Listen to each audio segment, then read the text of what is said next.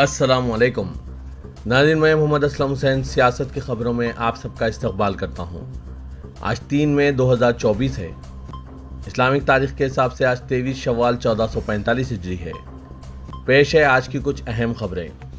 आज जुमे की सुबह दिल्ली के जयसंग मार्ग पर वाक़ दिल्ली पुलिस हेडक्वार्टर को बम की धमकी का ईमेल मौसूल हुआ। ताहम ये एक धोखा साबित हुआ। एक अहलकार ने आज जुमे को बताया कि इस केस में एक नाबालिग की शिनाख्त की गई है। ईमेल में कौमी दारकूमत के नानगलोई इलाके के लिए खतरे का जिक्र किया गया। तफसीलात का इश्तराक करते हुए एक सीनियर पुलिस एहलकार ने बताया कि पुलिस हेडक्वार्टर में ईमेल के जरिए बम की धमकी मौसूल हुई थी और इस ईमेल भेजने वाले का सुराग लगा लिया गया है। वो एक नादान बच्चा है और इसलिए इसके मुफाद में और जे एक्ट के मैंडेट की तामील में इसकी शिनाख्त की तफसीलात शेयर नहीं की जा सकती है। एहलकार ने मजीद कहा, यह मेल शरारत की कार्रवाई के तौर पर भेजा गया था। नाबालिग को मुनासिब मुशावरत के बाद इसके वालिदैन के हवाले कर दिया गया।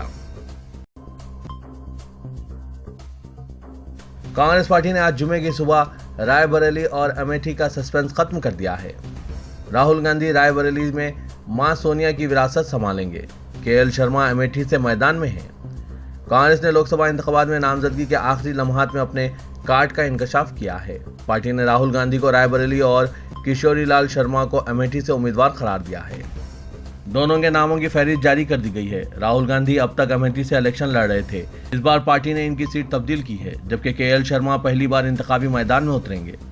केएल शर्मा को सोनिया गांधी का करीबी समझा जाता है। अब तक वो रायबरेली में रुकने पार्लियामेंट के नुमाइंदे की हैसियत से जिम्मेदारी निभाते रहे हैं। 7 मरहलों में होने वाले आम इंतखाबात के 5वें मरहले में 20 मई को अमेठी और रायबरेली की सीटों पर वोटिंग होगी। ये दोनों नशिस्तें रिवायती तौर पर गांधी नेहरू खानदान के अफराद के पास रही है।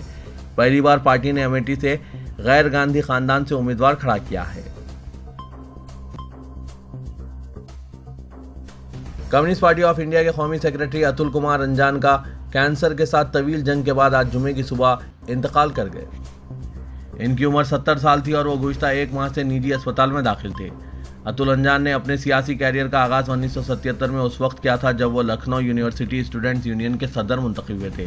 वो सबसे ज़्यादा आवाज़ और कम्युनिस्ट रहनुमाओं में से एक थे, जिन्होंने एक समाजी कारकुन के तौर पर भी अपना नाम बनाया। किसानों और मेहनत कशों के मफादात के लिए इनकी साबित कदमी ने ज़िंदगी के तमाम शोबों से ताल्लुक़ रखने वाले लोगों की तरफ से भरपूर तारीफ़ और एहतराम हासिल किया। वो अपनी तकरीरी सलाहियतों के लिए जाने जाते थे और सियासत में एक अलग मुकाम हासिल कर चुके थे। भारतीय जनता पार्टी ने खातून पहलवानों के इस्तेसाल के इल्जामात से घिरे बीजेपी के रुकन पार्लियामेंट ब्रिज भूषण सिंह के बेटे करण भूषण सिंह को उत्तर प्रदेश की कैसरगंज लोकसभा सीट से अपना उम्मीदवार बनाया है। बीजेपी की 17वीं फहरिस्त में कैसरगंज के साथ ही रायबरेली के उम्मीदवार के नाम का भी ऐलान किया गया। पार्टी ने वीआईपी मानी जाने वाली रायबरेली सीट से दिनेश प्रताप सिंह को टिकट दिया है। दिनेश प्रताप सिंह इससे कबल सोनिया गांधी के खिलाफ इलेक्शन लड़ चुके हैं, जबकि कैसरगंज सीट पर पार्टी ने इंडियन रेसलिंग फेडरेशन के सदर के ओहदे पर फायज रहते हुए तनाजात में घिरे ब्रिज भूषण शरण सिंह के टिकट तो काट दिया है, लेकिन इनके छोटे बेटे को उम्मीदवार बनाया है।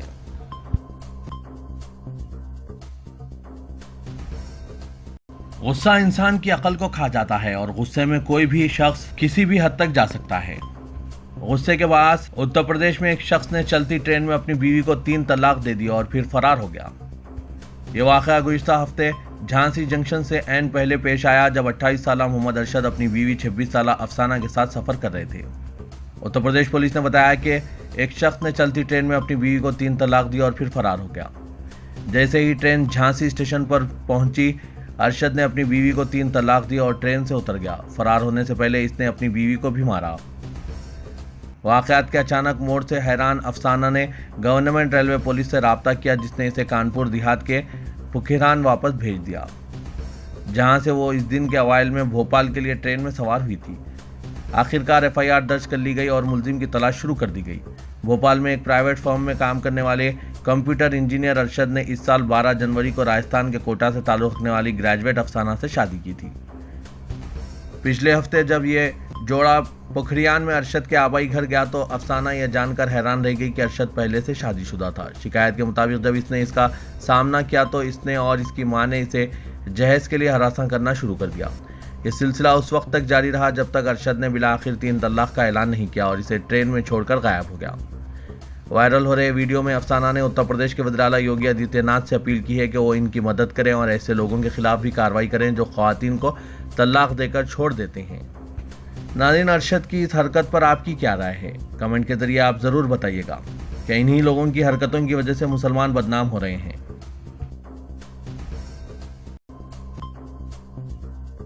महाराष्ट्र के जलगांव से करीब भावली गांव में मस्जिद की दीवार पर कुछ नामालूम शरपसंदों ने मुतनाज़ा और दिल को मजरूह करने वाले जुमले लिखने से मुसलमानों में बेचैनी फैल गई।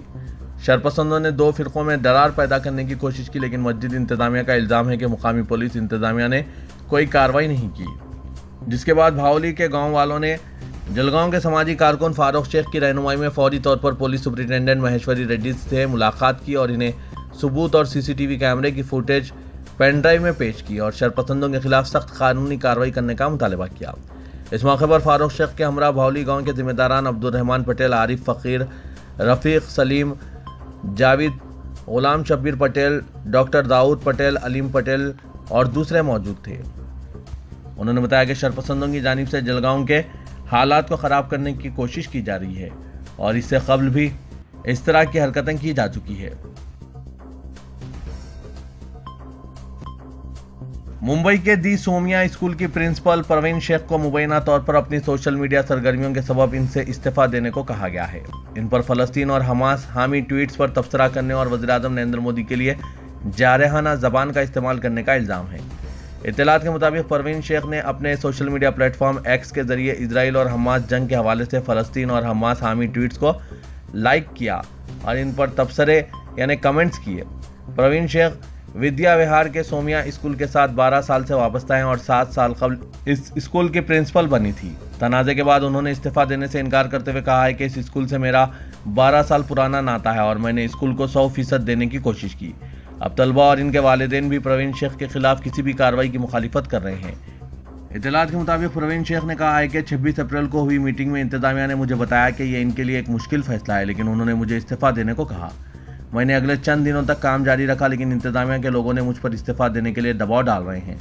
परवीन शेख का कहना है कि मैं जमहूरी हिंदुस्तान में रहती हूँ, मैं आज़ादी इजहार के उसूल का बहुत एहतराम करती हूँ क्योंकि ये जमहूरियत का संग बुनियाद है।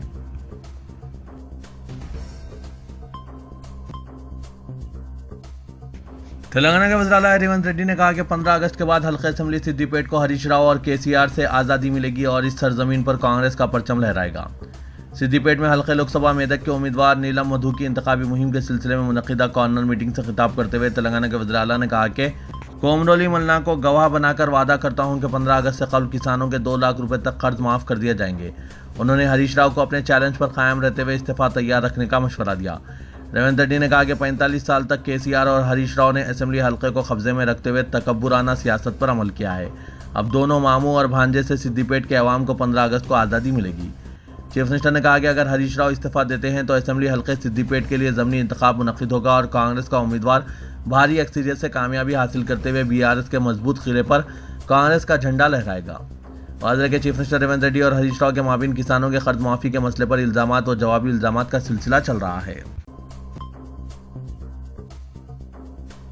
इलेक्शन कमीशन ऑफ इंडिया ने तेलंगाना में 13 मई को मुनक़िद होने वाले लोकसभा इंतखाबात की सूरत हाल का जायजा लिया। हल्क़े-जात लोकसभा हैदराबाद और सिकंदराबाद के इंतखाबी ओहदेदारों ने शहर के चंद असेंबली हल्कों में मजीद फोर्सेस मुतय्यन करने की ख्वाहिश की। Senior deputy election commissioner Nitish Vyas ने एक वीडियो कॉन्फ्रेंस के जरिए ओहदेदारों को गैर जानिबदार और शफाफ रहने का मशवरा दिया और कहा कि हर उम्मीदवार और सियासी जमात के साथ मसावी मौक़िफ़ बरकरार रखा जाए ताकि किसी किस्म की तनकीद का मौका ना मिले। नीतीश व्यास ने मुबस्सिरीन, जिला कलेक्टरों, सुपरिटेंडेंट पुलिस, 17 लोकसभा हल्कों के रिटर्निंग ऑफिसर्स के साथ तबादला ख्याल किया। हैदराबाद से chief electoral officer Vikas Raj, अखराजात के लिए मुतय्यन nodal officer Mahesh Bhagwat, additional director general police Sanjay Jain, additional chief electoral officer Lokesh Kumar, joint chief electoral officer Sarfaraz Ahmad ने वीडियो कॉन्फ्रेंस में शिरकत की। एक प्रेस नोट के जरिए मुतला किया गया कि नीतीश व्यास ने इंतजामात के जाविये से पुलिस की तलाशी मुहिम, तस्वीरी शिनाख्ती कार्ड्स की तकसीम, पोलिंग स्टेशनों को बैलेट, इलेक्ट्रॉनिक वोटिंग मशीनों की फराहमी, मराकिस रायदही पर पीने के पानी की सहूलत, मेडिकल टीमों की तैनाती और स्ट्रांग रूम्स पर सिक्योरिटी के बारे में तफसीलात मालूम की। उन्होंने मुतालिका अहदेदारों को हिदायत दी कि वो उम्मीदवार या सियासी जमात की जानिब से मौसूल होने वाली हर हकीकी शिकायत पर कार्रवाई करें। इंतखाबी अमल के दौरान खामियां नहीं होनी चाहिए। जिला कलेक्टरों, कमिश्नरान पुलिस, सुपरिटेंडेंट पुलिस और रिटर्निंग ऑफिसर्स ने डिप्टी इलेक्शन कमिश्नर नीतीश व्यास को अपने मुतालिका इलाकों की सूरत हाल से वाकिफ करवाया। वजीर सिविल सप्लाईज उत्तम कुमार रेड्डी ने इस यकीन का इजहार किया कि कांग्रेस रियासत की 17 लोकसभा नशिस्तों के मुंजमला 15 पर कामयाबी हासिल करेगी। इनकी पार्टी मुल्क के 542 लोकसभा हलकों में सबसे ज्यादा अक्सरियत नलगुंडा लोकसभा हलके से हासिल करेगी। उन्होंने इंतबाह देते हुए कहा कि अगर मोदी तीसरी मियाद हासिल करते हैं तो मुल्क की जमहूरियत खतरे में होगी। उन्होंने सूर्यापेट जिले के मुख्तलिफ मुकामात पर कांग्रेस उम्मीदवार हलके नलगुंडा एन रघुवेरा रेड्डी की तायद में मुख्तलिफ जलसों से खिताब करते हुए रंगारेड्डी में वज़ीर-ए-आज़म के दौरे के मौके पर इनकी तकारीर का हवाला दिया और कहा कि मोदी ये वाज़े करने में नाकाम रहे कि इख्तिदार मिलने पर बीजेपी दस्तूर को तब्दील नहीं करेगी। ये इल्ज़ाम लगाते हुए कि बीजेपी और आरएसएस ने कई मरतबा इशारा दिया है कि वो तहफ़्फ़ुज़ात के निज़ाम के खिलाफ हैं।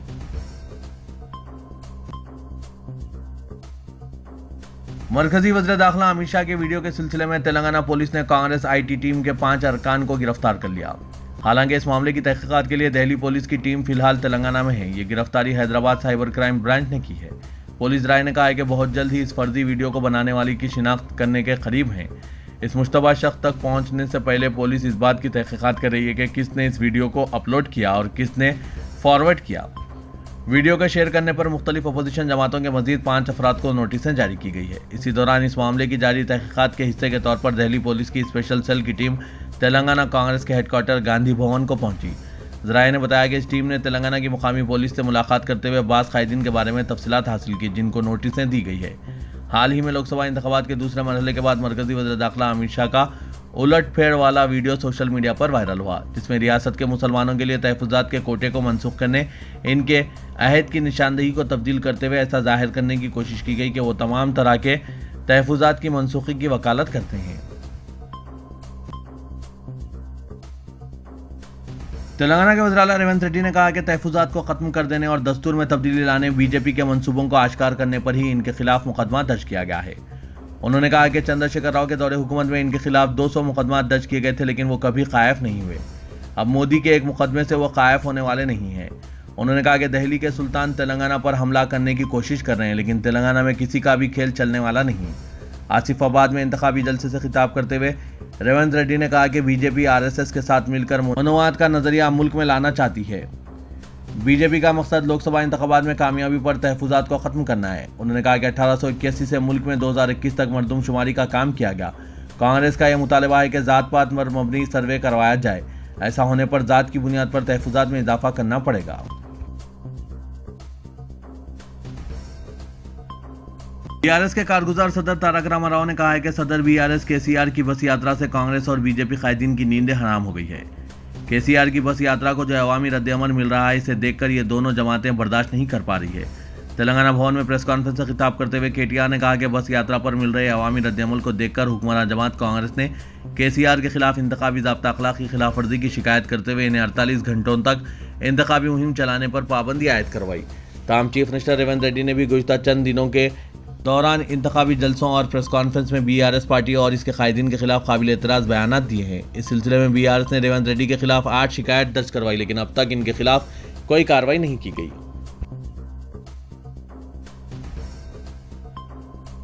मजलिस-ए-इत्तेहादुल मुस्लिमीन के कायदे मुकर्ररा अकबरुद्दीन अवैसी ने कहा कि बीजेपी के पास इंसानियत नहीं है। इख्तिदार के हुसूल के लिए नफरत को फ़रोग़ दिया जा रहा है और मुल्क को बांटने की सियासत की जा रही है।